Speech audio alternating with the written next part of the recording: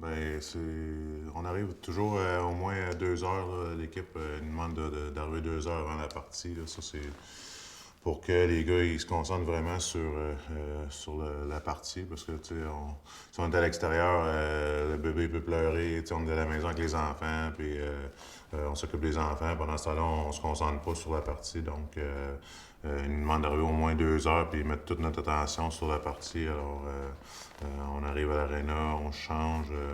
Des fois, on va faire un petit warm-up. On va préparer, on va travailler sur notre équipement, vérifier que notre équipement est correct, tu sais, pour pas que ça brise durant la partie. Parce que si ça brise durant la partie, ben là, tu perds plusieurs minutes, là, bien souvent.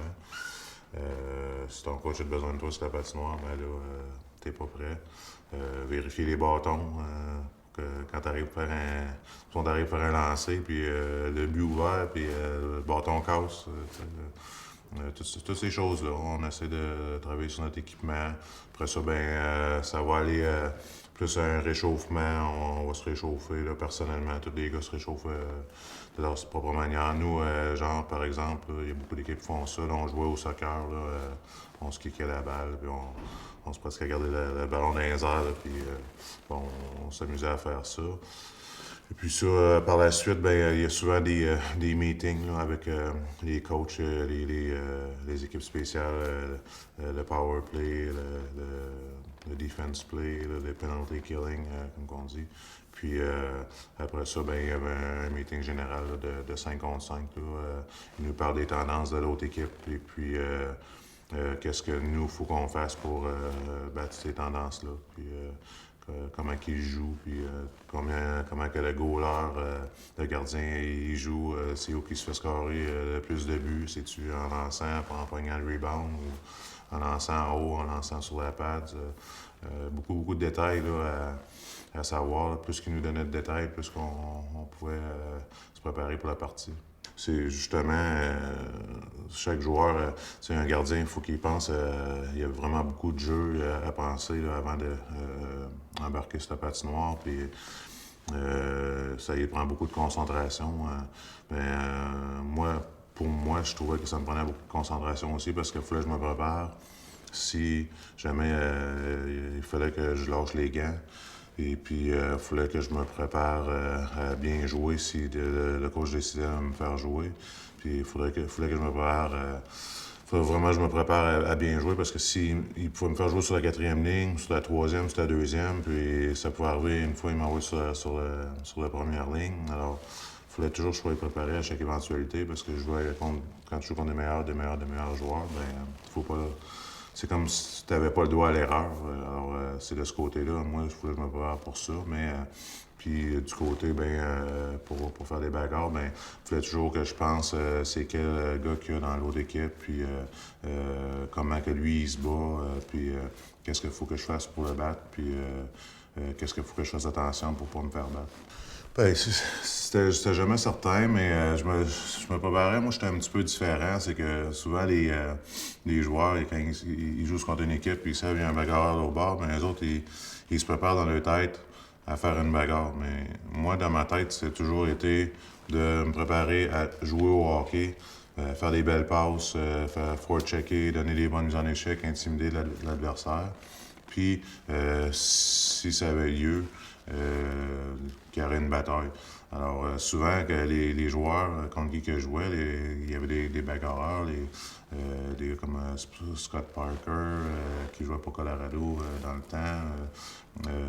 Il y avait Mike Gratton, qui était à Ottawa. J'ai joué contre les Probert, les McSorley. Eux, dans leur tête, c'était presque sûr qu'il y avait une bataille, mais peut-être moins les Probert, les McSorley. Les autres, ils s'en servaient de la bonne manière. Puis j'ai comme un peu appris les autres, c'est que je tenais jamais à l'adversaire qu'est-ce qui s'attendait. Ils arrivaient eux autres, puis ils pensaient tout de suite quand j'embarquerais sa glace contre eux autres que je me battrais. Mais moi, je jouais un tour, je droppais pas les gants, puis j'essayais d'aller donner des mises en échec à leurs joueurs pour les faire fâcher, puis pour qu'ils prennent des punitions. T'sais. Puis ça marchait en général. Ouais, personnellement, c'est que même moi, au départ, le hockey, pour moi, c'était jouer physique, utiliser le body check, puis jouer très physique, puis essayer de faire des belles passes, puis scorer des buts. Puis, en fait, c'est ça le hockey, puis servir son corps. Puis, étant donné que j'étais gros, ben je prends ça mon physique. Puis la bagarre, ben ça viendrait à travers ça, tu sais. Ça n'a jamais été dans ma tête là, de hockey, ça n'a jamais été dans ma tête d'embarquer sur la patinoire, aller au face-off, puis dropper les gants pour quand il ne s'est rien passé dans la partie. Là. Alors, c'est sûr que pour moi, l'important, c'était ça. Mes joueurs préférés, c'est des gars comme Cam Neely, Rick Tocchet. C'est des gars qui faisaient ça. Ils scoraient des buts, ils frappaient, ils jouaient de temps en temps, ils droppaient les gants, à cause qu'ils jouaient physique ou l'adversaire voulait les déconcentrer. Ah, ben, pas favorite, j'en ai pas de favorite.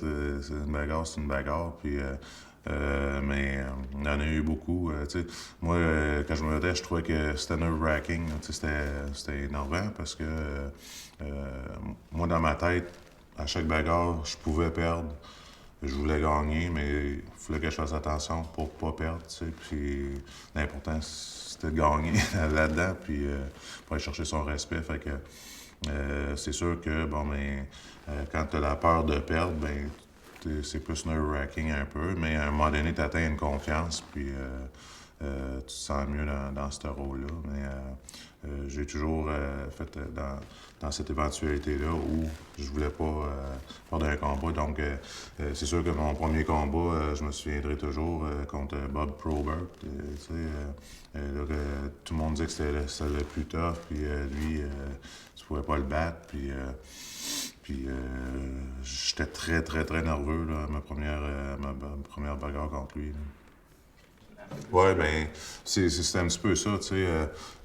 Tu joues devant. Tu sais, c'est une bataille, que ce soit dans n'importe quoi, lorsque tu entreprends une bataille, tu sais, faut que tu gagnes. Si tu la perds, t'es pas vu de la même manière. Puis quand tu arrives dans la Ligue nationale, tu arrives à un haut niveau, tu es payé de l'argent pour faire ça. Puis comment que ça va déterminer si tu vas faire plus d'argent ou si tu vas faire l'équipe ou si c'est par rapport à si tu gagnes des batailles, si tu crées un impact sur l'équipe. Puis, ça veut dire que l'important, c'est de gagner. Puis c'est comme jouer le match, c'est important que c'est de gagner. Fait que, il a toujours fallu que je me suis toujours arrangé pour que je perde pas mes combats, que j'ai gagne ou que ça finisse nul. C'était ça dans ma tête. Si je finissais nul, ben c'était correct. Je pouvais m'en reprendre une autre fois après. Mais quand tu perds, ben il faut que tu gagnes après, tu es obligé. Là. Sinon, quand tu perds 2 fois en ligne, là, ça va pas bien. Ben c'est certain que là, on joue devant 15-20 000 personnes. Là, les 20 000 personnes, ils ont vu, hey, lui, il l'a battu. Fait que, ils pensent automatiquement que c'est l'autre qui est plus tough. Puis si tu veux avoir du respect des autres équipes, ben, tu sais, c'est vu sur la TV, c'est vu à travers le monde, c'est vu partout. Fait que dès que tu perds un combat, tout le monde le sait, c'est repassé dans les nouvelles, tout ça. Alors là, faut que tu ailles rechercher ton pride, faut que tu ailles rechercher ton respect. Non seulement le respect de tes coéquipiers, mais le respect du monde entier, là, tu sais. Puis, ben, en général, c'est ça. Tu t'arranges pour essayer de reprendre cette bataille-là. Tu dis, bon, ben, OK, c'est 1-0 pour toi, ben, là, il faut que j'aille chercher la prochaine. Puis là, si c'est 1-1, après ça, il va en avoir un autre, tu sais, pour déterminer c'est qui le grand gagnant.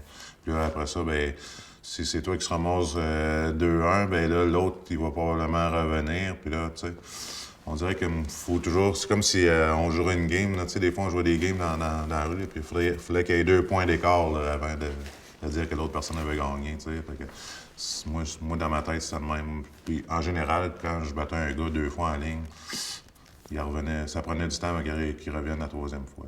Ouais, à vrai dire, j'ai pas vraiment. Je tenais pas compte de ça. Même s'il y avait un gars dans la boîte que Tu te donnais bien avec? Non, écoute, ils ont des petites caméras puis tout. Mais non, quand on va en pénalité, on va relaxer. C'est notre temps. Des fois, je faisais une bataille, supposons, on jouait beaucoup de chiffres, puis là, ou une game que je me sentais moins bien, puis bon, ben, j'allais faire une bataille, j'allais m'en poser 5 minutes, puis je revenais fresh. Ouais, ben, c'est exactement ça, tu sais, c'est ça qui joue toujours sur la conscience, tu sais. Tu sais dans ta tête que tu as perdu, puis tu sais que tu sais, tes teammates, mais souvent les teammates, ils vont donner un pat dans le dos parce que juste d'avoir fait cette bataille-là, tu sais, ça demande déjà beaucoup. Euh, des fois, ça se peut que ça aille mal.